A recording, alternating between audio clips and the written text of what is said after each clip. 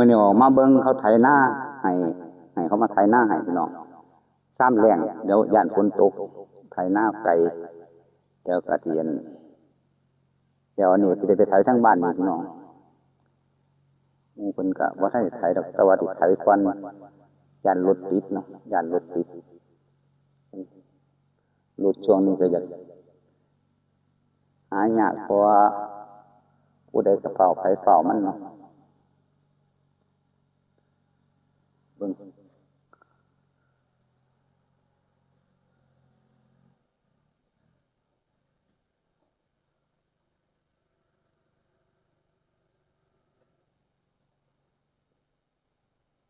นั่งอยู่เถียงนาเนาะนั่งอยู่เถียงนา